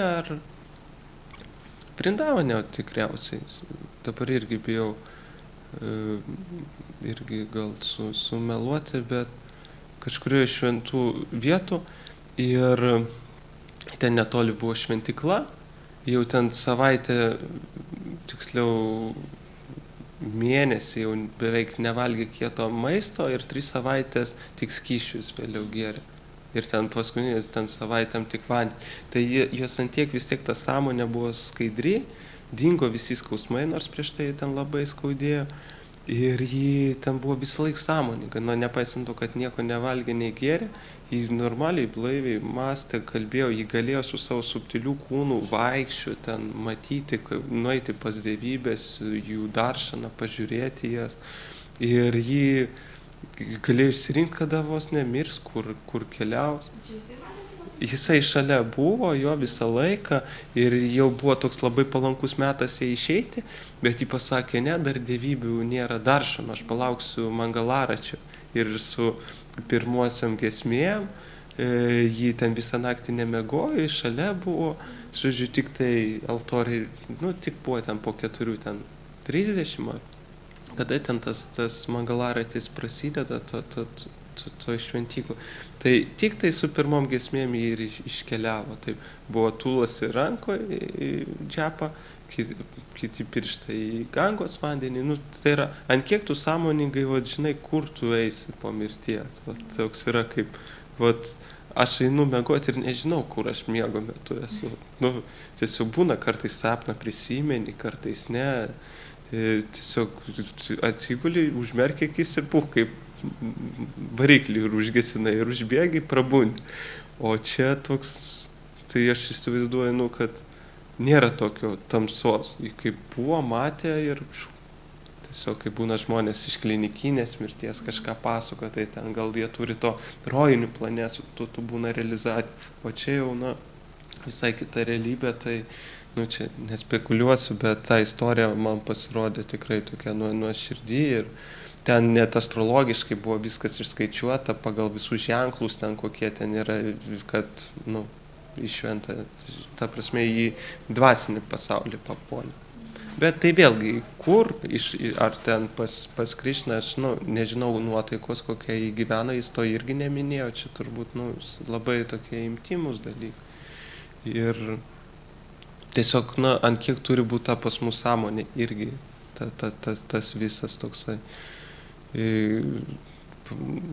nu, kaip ne mechaninis, visgi tai yra procesas. Krišnos sąmonė tai nėra robotizmas ir kad tą viską atlikti sąmoningai, tai kitas, aišku, suprantant tą mūsų apskritai suvokimo lygį esant šitam kūne, tai tas beveik ir nėra, nu, labai čia taip įmanoma, nes mūsų ir jūslės ribotos, ir tie samprotavimai riboti ir visa kita, bet kai mes skaitome tos, vadinkim, priemam tą vedų autoritetą, mokytojų nurodymus, tai jau mes jau sąveikaujam su visai kita, vadinkim, tą transcendentinę plotmę, bet, nu, tai irgi subtilu, čia atskirai paskaitai gal paliksiu, ten labiau iš Tatvos Sandarbose, Džyva Gosvamis, labai gražiai tos dalykus aiškina, taip, nu, tikrai ten nelieka tokių neaiškumų ir kam patinka tokie labiau schematiškai, viską lentynose turėti susidėliojus, tai labai, labai gražiai įvardinti. Pradžiai nori susidėlioti viską, ne, kad tas tikėjimas atsiranda, nes tau reikia kažkokius transcendas kalbų, tu bandai sudėlioti viską. Paskui jau ten širdies ir jausmas ir panašiai. Nu ir kartu viskas turbūt. Vis tiek tu taip čia per dieną to nepadarysi, bet, nu, atsiranda tuščios vietos. Bet tas nėra net sudėtinga, daug sunkiau tą visgi turėti širdies pokytį, tą nuotaiką. Nes vat kaip su ta istorija, kai kitas, jeigu tu tas lentynas dėliosi su tokia vis tiek ambicijom ir auginsi tą toliau ego, tai gali irgi geriau nebūti. Dėl to tame procese ir yra, kad vat, tie mokiniai senoje, jie mokydavosi iš mokytojų ir mokytas matydavo, ar tos žinios jau jį gadina, ar į kurią pusę jį veda. Nors sako, tos tikros žinios jos, tu žinios vis tiek apie tavo tikrą prigimtį, kad tu esi siela, kad tavo pirminė padėtis yra tarnystė Dievui, tai tu negali tavo ego neturėtų aukti, neįmanoma. Tu priešingai turėtų būti nuolankesnis ir priešingai įsikvėpti tarnauti. Jeigu tas nevyksta, gali būti, aišku, čia jau individualu ir dėl to reikia mokytojų ir stebėti, kas vyksta. Šiaip čia brahmačariai buvo vedę tą šventų vardų seminarą ir jie akcentavo tą, kad jeigu kažkokių rezultatų tu nėra, atliekant praktiką, reikia kažką tikrinti, žiūrėti toj praktikoj. Gal kažką netaip darome, tiesiog gali būti tokie grinai supratimo lygmenį, kažką mes nei tą medituojam, ne apie tą galvojam, arba net nesuprantam tos praktikos esminių kažkokių momentų. Juk ne veltui tiek knygų prirašė ir pats Šeitanė viešpats davė nurodymus Sanatanai Gosvamiui, kitie. Ir visiems kitiem jo pasiekėjam rašyti knygas, ten statyti šventiklas ir skleisti tą mokslą, kaip sakant, pateikti labiau kažkaip suprantama ir kad mes turėtume prie to prieigą. Tai apie Goloką Vrindavaną, kur gyvena Krišna, tai ten ir yra jo tas kaip pirminis pavydalas ir jos pirminis pavydalas yra, kai jis piemenukas yra, kai jis yra Ješodos ir Nanda Maharadžo sūnus. O vat būna tas Dvarakos, čia irgi ne Vaikuncha Dvaraka, o Dvaraka yra aukščiau už Vaikunchą. Taip vadinkim jau prieigose. Jis yra toks labiau kšatriškas, čia kaip Ardžūna jis pamokslauja. Jis jau toje ekspansijoje. Nors jo pavydalai, iš esmės visi nesiskiria. Tai koks bebūtų, tai vis tiek, Dievas ir jo atributai apskritai nesiskiria, net jo šventas vardas, jis nieko nesiskiria, tiesiog tą suvokti, kad tą realizuoti, iš tikrųjų ir turėti tada tą santykį su kartojant, bendraujant, meldžiantis ir matant kasdienoj. Tai, čia tada kaip irgi Prabhupada sako, tada turbūt ir nesvarbu,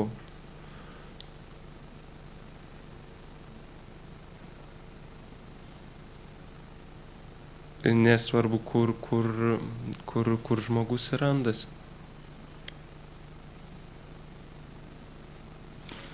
Aš esu iš tikrųjų dar norėjau keletą apie Vaikunchą momentų irgi pamiršau pasakyti. Prabhupada komentuoja, kad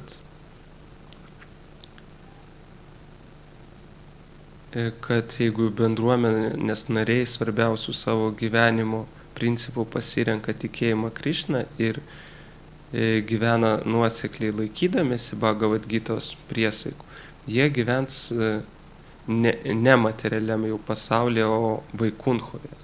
Tiesiog jeigu jie tą sugeba savo gyvenime realizuoti. Ir grįžtant prie tos patirties mūsų mokytojų, tai pats viešpats matymas, jis irgi yra kaip tas turės įvykti, Tai tos realizacijos jos ateina ir daug įgybę tų mokytojų, vadinkim taip, jie irgi prieina tą matomą etapą galiausiai.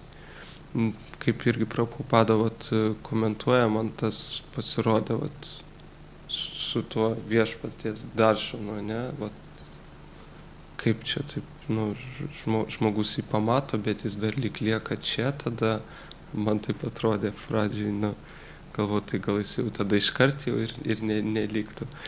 Bet Brahma Samhita nurodo, kad bhaktai pasiekia meilės Dievui aukštumų, visada regi Šiamą Sundarą, aukščiausiai Dievo asmenį savo širdyje, tačiau patyrę dvasinį tobulumą. Tai yra, jeigu jau pasiekė meilės Dievo aukštumų, tai tik tai dar ne viskas. Yra dar aukštesnė pakopa, kai pasiekia dvasinį tobulumą. Irgi tokios kaip skirtingos kategorijos nurodomos, nes dažnai būna taip bendrom frazėm kažkur rašo ir atrodo, kad čia jau yra aukščiausia, bet pasirodo, kad dar už to yra aukščiausia. Kaip sako, patekti į dvasinį pasaulį aukščiausia. O kurią vietą? Irgi yra skirtingos tarsi tos klasifikacijos. Gal čia aišku ne tiek aktualu mūsų lygmenį dabartiniame etape, bet vis tiek tą turint, suprantant, galima gal kažkokio bereikalingo fanatizmo išvengti. Kitas įkar ten konfliktų, diskusijų ar kažkokių nesusipratimų. Tai, žinios, tai aš manau, kitas tikrai nepakenks. Tai jie išvysta, čia ir sako, tačiau patyrė dvasinį tobulumą, o dėl ko aš įsirašiau ne tą komentarą tobulumą. Jie išvysta viešpatį tiesiogiai. Tiesiog čia žemėje, čia gyvendami, jie išvysta viešpatį tiesiogiai. Paprastiems žmonėms viešpats nematomas, tačiau kai žmogus suvokia šventojo vardo svarbą, kai jis imasi pasiaukojimo tarnystės viešpačiui, kuri prasideda liežuvio panaudojimu tam, kad kartoti šventą vardą ir gauti prasadą, viešpats palaipsniui jam atsiskleidžia. Tokiu būdu bhaktas nuolat regi viešpatį širdies gilumoje, o pasiekęs aukštesnę dvasinio tobulėjimo pakopą regi tą patį viešpatį tiesiogiai. Regi taip pat aiškiai, kaip mes regime mūsų supantį pasaulį. Čia, taipgi nerašo šiaip savo, kad tai yra patirtis, nebijo. Ir tos patirtis įkvėpia visai kitai veiklai žmogų. Aš, kai matau, skaitome apie Šrīlą Prabhupadą, kiek jis nuveikė, ką tu turi būti matęs savo gyvenime, turės, kad tu atlaikytum tiek sunkumų, tiek rūpesčių, kad tu galėtum net nemegoti, tau net nereikia, kai tu viską aiškiai žinotum į priekį, būtum ramus, visiškai save atiduotum, tu turi būti kažką tokio pamatęs. Tai man ir panašu, tie visi, jeigu mes skaitysim visų ačarijų biografiją, mes matysim, kad jie visi neeilinės asmenybės, kad jų patirtis turėjo būti labai stiprios, kadangi jų pats gyvenimo būdas, jis yra tiesiog antžmogiškas, ten neįmanoma taip tiesiog egzistuoti. Ir tai įkvepia, kad patys galim pastebėti, kai sako, kai pradedam tiesiog nuo paprastų dalykų, kartojimo, valgymo, tų pajungimo juslių tarnystai, jau galim pamatyti, kad širdyje Dievas pradeda jis mums kalbėti, kad mes tampam jautresni, sąžiningesni. Aš nežinau, ar buvai irgi atėjus, pasakojo apie Čaitanijos Chandra Charan istoriją, kai jis ten pasakojo. Ten, žodžiu, kai jis pasakoja iš vienos šventos vietos, kai jį užgraužė sąžinė, kai jis ten turėjo tiesiog blogas mintis ir apie kitus. Ir tiesiog dėl to, kad ten laukia, kada prasadą dalins. Vietoj to, kad ten, kažką pozityviau galvotų.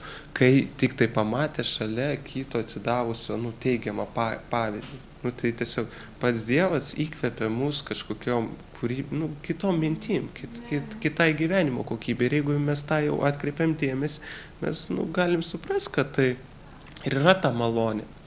Ir jeigu mes nuolat prašom tos malonės, kad nuolat mūsų mintis būtų kuo, vadinkim, tokios skaidresnės ir tad, o mes suprantam, kas yra, ką geriausia galvoj galima turėti, nuo mūsų tos realybės supratimo, nuo kažkokios patirčių, tai mes to ir sieksim. Ir kuo daugiau bus tų patirčių, tuo bus didesnis noras tą tęst daryti. Ir kuo bus tas, tas ir yra stabilumas, turbūt aiškumas gyvenime. Tai kitas va tos paprastos žinios, kosmologija ar dar kažkas, jos, nemaišo. Galim pamatyti, kad verta kitas ir apie tą paskaityti ir tą. Ir, aišku, čia visada viskas ir ateina tada, kada labiausiai reikia ir čia visada reikia tarsi tą laikyti tokį pusiausvyrą, kad nepersimesti vieną pusę, vien ant kažkokių sausų studijų, ar vien tik tai kažkokius mechaniškus darbus, kur nėra supratimo, o ką aš čia apskritai darau. Nes kažką gali daryti ir vėliau pamatyti, o tai tas motyvas gali būti neaišku, dėl ko aš čia dar, tokių abejonių atsiras. O kai yra žinios, jos duoda vis tiek kitąsyk tokio stabilumo daug. Bet yra, pavojus, kad tu ir ten įlysi ir tada bus ego auginimas ir tu ten be priežiūros, ne iš tų šaltinių ar padrikai, kaip ir visur. Tai nori mokytis, reikia mokytojų.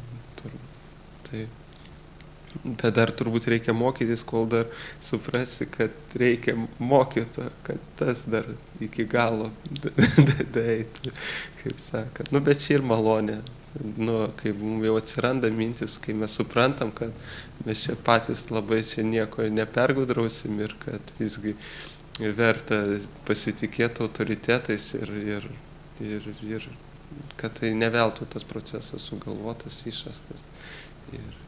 Ir galime tada patys kažkaip, dėti pastangas link to ir būti atviri, stebėti, kaip tie įvykiai aplinkui, kokie ateina, kas darosi su viduje ir aišku, ir kai būna arba labai paskuba, arba jau labai užtempia. Irgi tas turi būti kažkoks vidurys, kuris kiekvienam individualus. Tai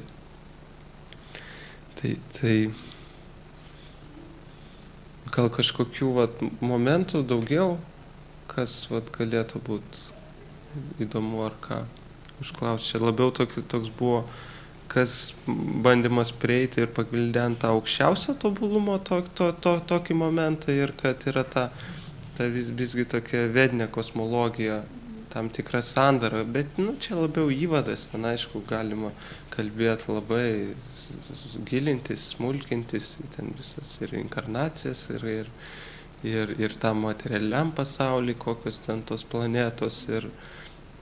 Pavyzdžiui, inkarnacija, kaip mes galim žmonėm pamokslauti tos dalykas, kad yra tos dalykas kaip inkarnacija. Kaip, pavyzdžiui, kad įrodyti, bet tai neturi tų įrodymų.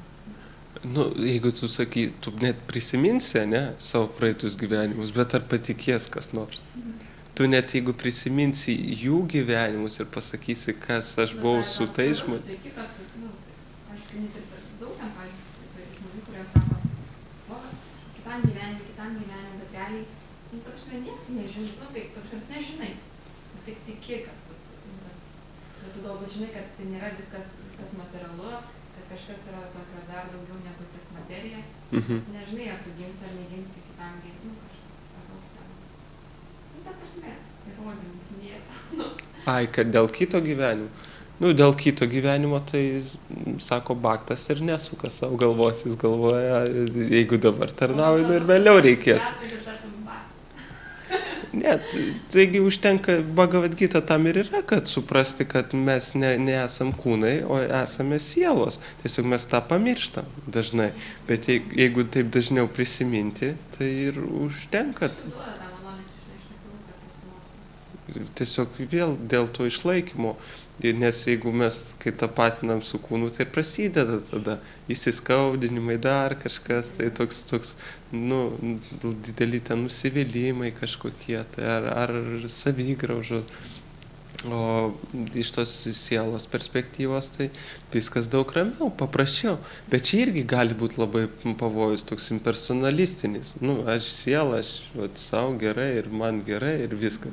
Tai čia į tokį, nu, net gali net savotiškai į tokį visiškai neveiklumą gali apatiją persimesti, jeigu kaip toliau nesigilinti. O vat, Dievas yra koks santykis su juo, nes yra daug žmonių, kurie lik ir realizuoja tą, nu, tiesiog, kad aš ne kūnas, ten aš siela, ar ten daug tokių genių, ar ezoterikų, bet pas juos gali būti labai, nu, ir nykų savotiškai, nes...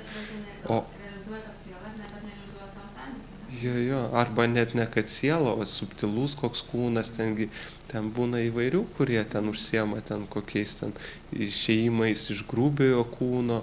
Nu, jie jau supranta, kad jis ne vien tik šitas fizinis kūnas. Jau net psichologai kažkuria dalim supranta, kad jis ne vien tas grubus kūnas, bet yra kad psichinis kūnas, kad yra kažkokia ten sąmonė aukštesnė. Nu, bet, o dėl pačios reinkarnacijos, tai nu, tas kažkaip ateina patirtis, tu gali net pati prisiminti, va, kuo tu buvai anksčiau, yra visokių ten regresinių meditacijų, žmogus pats kitassyk sapnuose kažką susapnuoja tokio, kad, nu, kaip ne iš šio pasaulio, ar ten atsiranda kažkokios patirtis, nu, tokie, su laiku vis tiek viskas ateis. Aš net nebejoju. Galima matyti, kad mes turim... Aš, pavyzdžiui, lengva pastebėti tą man reinkarnaciją, kai tu matai žmogų, kuris jau ateina į šitą gyvenimą su tam tikrais polinkiais, labai stipriais, jau kažką išsiugdęs ir jis taip akivaizdžiai tęsia, ką jau pradėjo. Jau tas akivaizdus įrodymas, kad jis jau buvo kažką darė ir jis grįžta tęsia.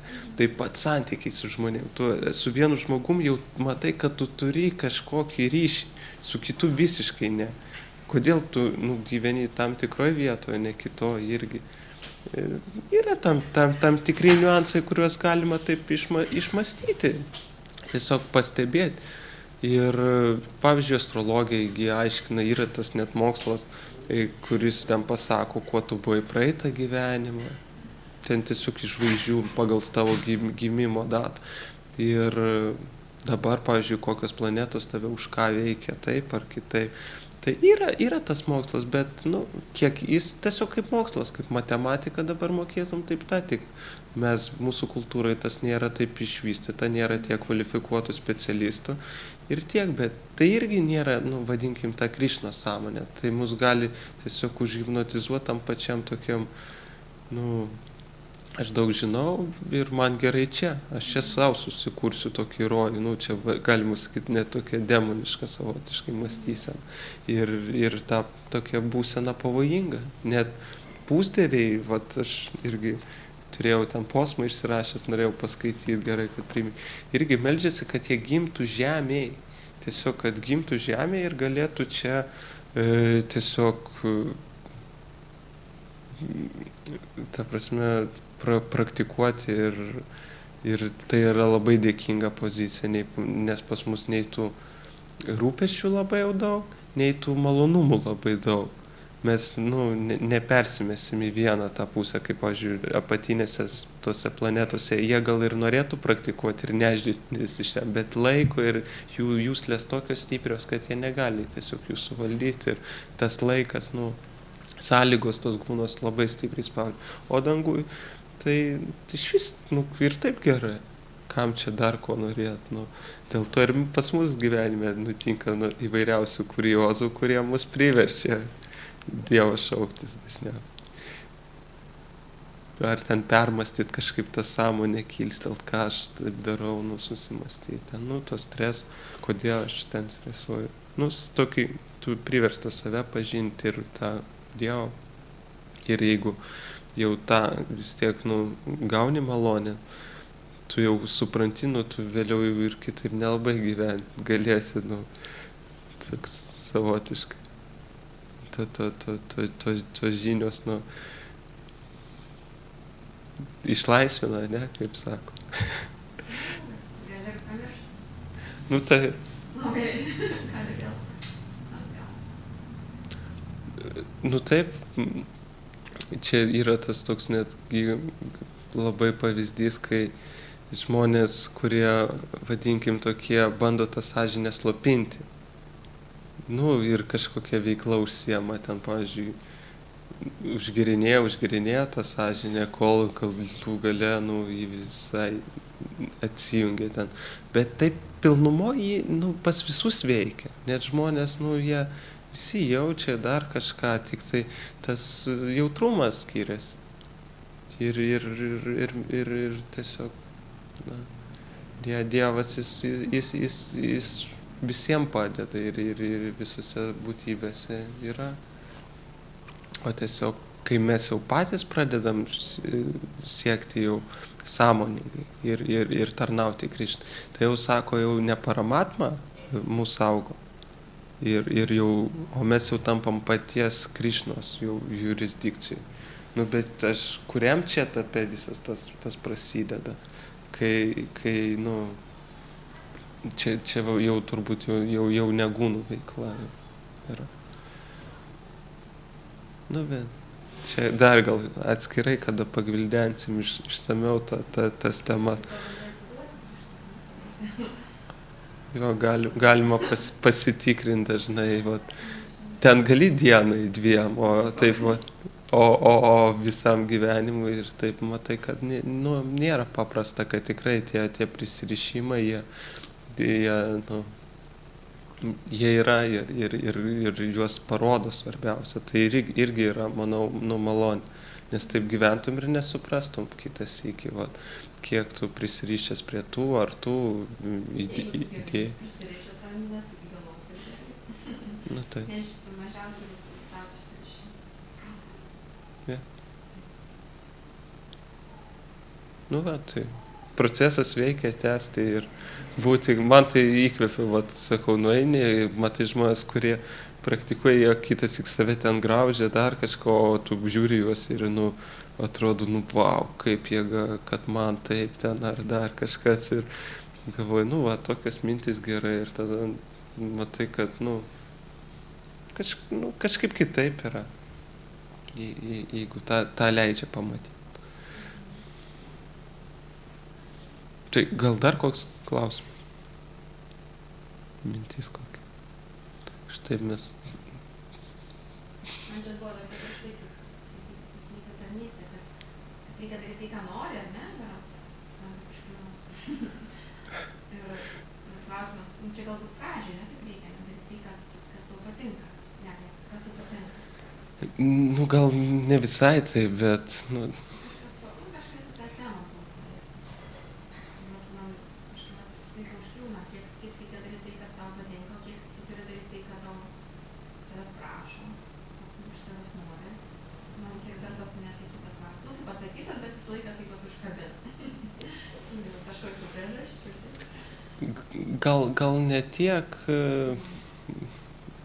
klausimas. Pats kelias tai ne tai, ką tu nori turi daryti, ar ne? Iš tikrųjų, tiesiog praktiškai tu turi matyti atsižvelgti irgi tam laikam. Nu taip, čia tas ir yra, kad tas pilnas matymas, mes to pilno vaizdo ir nematom, kas mums geriausia, ne, šituo atveju. Dažnai vis tiek, aš tai visada vertinu, noriu, nenoriu arba reikia. Noriu ir reikia, bet tas reikia kitąsyk, o iš kur mes žinom, kad taip reikia? Tame reikia irgi gali būti labai daug ten visokių subtilių motyvų. Reikia tą daryti, nes būsiu. Jo, dėl ko tu tą darai, nes kitąsyk aš darau taip, nes taip geriau. Tai yra kažkoks, nu, man apsimoka. Gal kitąsyk tau tas reikia, atrodo, kad tu padarysi tą, nes tau, nu, yra motyvas. O atsidavimo tarnystė ji yra iš vis nemotyvuota.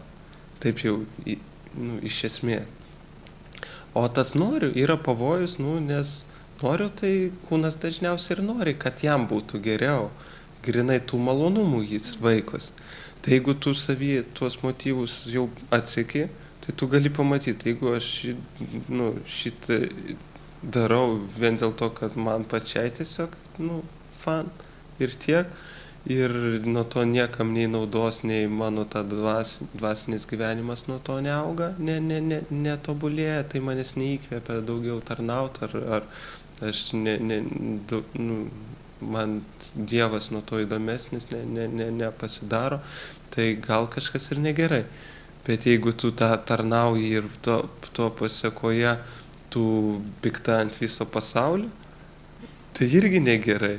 Nes čia, reiškia, kažkas irgi kažką tau sako, kad kažkas netvarkoja. Aišku, yra tokių teorijų ir čia reiktų klaustis visada, grinai žiūrėti į situaciją, ką darai, kiek ir su vyresniaisiais, nes jiem dažnai, tie dalykai būna aiškus, jie patys ten yragi fanatikavę ir šiaip tinginiavę ir ko tik nedarė, ir jiegi jau patarė ne vienam šimtui tų žmonių ir jie, daug lengviau matys, iš kokios serijos šitas klausimas kitas, jeigu dar tave pažįsta ir žino tavo situaciją, tai tikrai, gali patarti. Tik tai kitas iki, ar mes turim tokį žmogų, kuris ir turi tas realizacijas ir mus pažįsta ir galės taip teisingai patarti.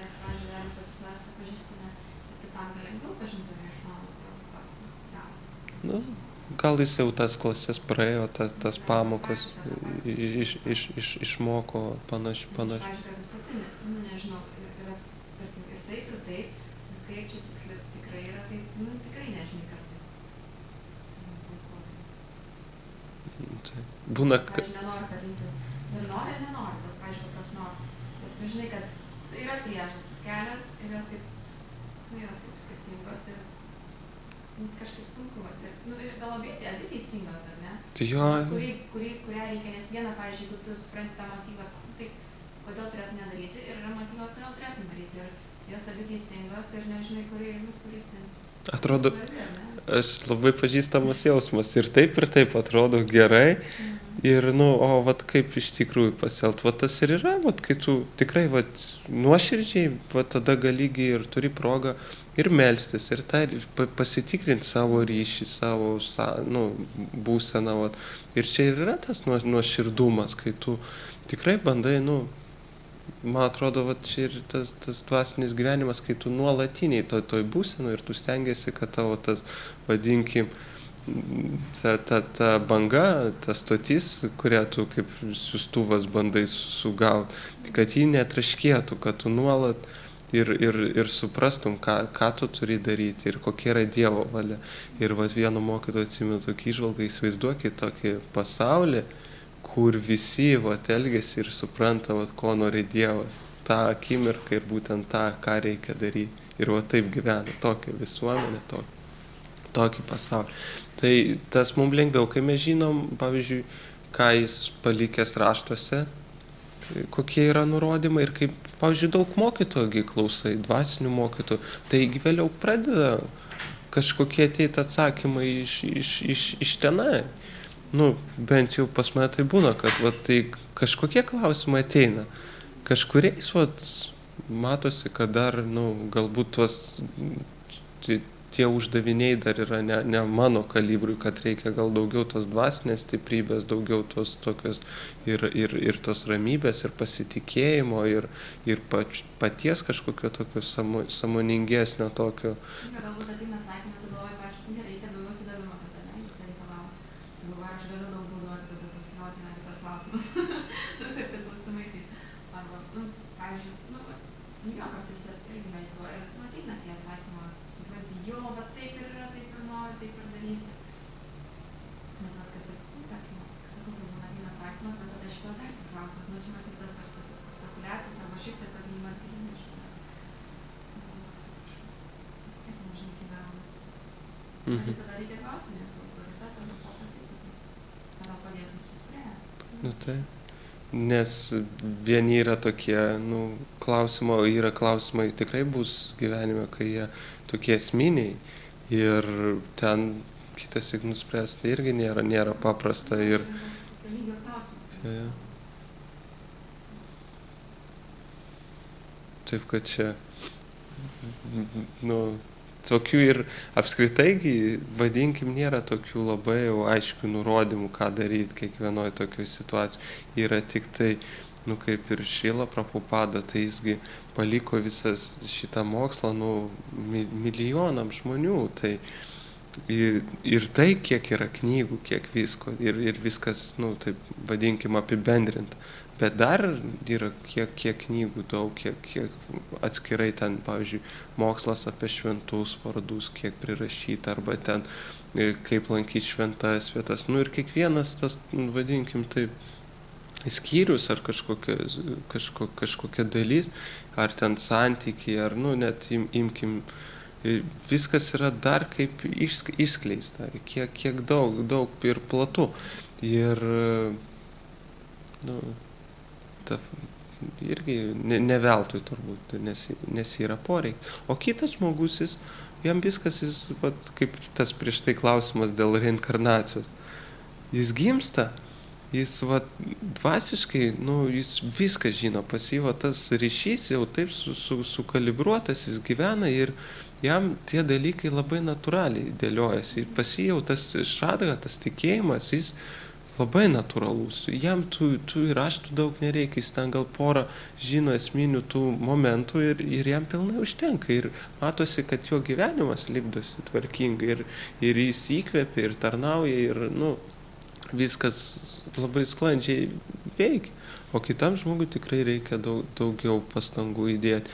Ir matosi, kad, nu, mes tikrai, nu, gimstam su tam tikrom patirtim ir jos yra, nu, ne šiaip.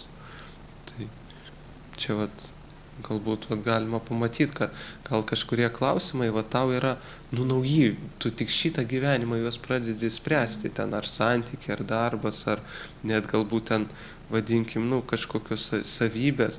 O kitas žmogus, jis jau to net nebandė spręsti, pas jį jau tas yra įdėta, jam jau natūraliai gaunasi.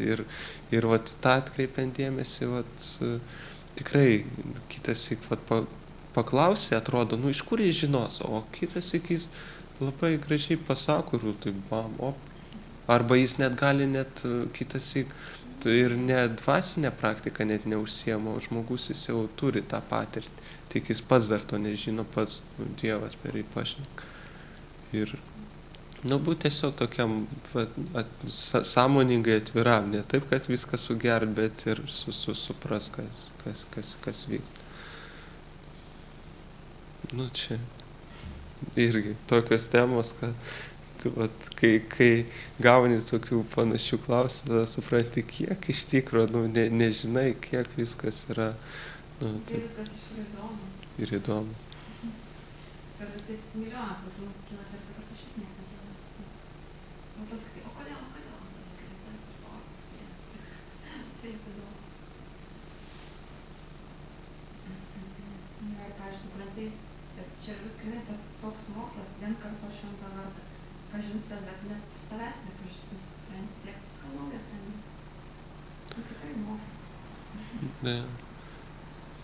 Kaip irgi, sako, pavyzdžiui, kaip tu gali, kaip realiai tu Krišną gali pažinti, ar ne? Tu pirmą save pažinti, savęs nepažįsti. Tuo pačiu, kai mūsų polinkis irgi, bet Čaitanija Čandra sako, jeigu tikslą kažkokį mes keliam, reikia kelti aukštą tikslą, realiai. Nes jeigu mums ir nepavyks jo visų įgyventi, tai bent jau pusė bus. Reikia to kelti, kuris įkvėpia, nes aš čia bandžiau vieną tikslą kelti, paskui kažkaip atėjo tas netoks periodas, neįkvėpė tas mano tikslas, galvoju, nemotyvuoja. Ir paskui tiek aukščiausiai keliesi, nes kitaip kažkaip mažiukai tiksliukai tai nelabai motyvuoja kažkaip, kai sunku būna kažkaip. Tai galbūt Dievą pažintis geras tikslas. Nu, čia net, nu... Reikia kelis kartais, kas tus tikslus kol supratai, kad reikia kelti aukščiausią tikslą. Gerai. Gal pabaigsim, nes man atrodo jau mūsų išvarys. Bhagavad Gita. Ki Jai. Šrila Prabhupada Ki Jai.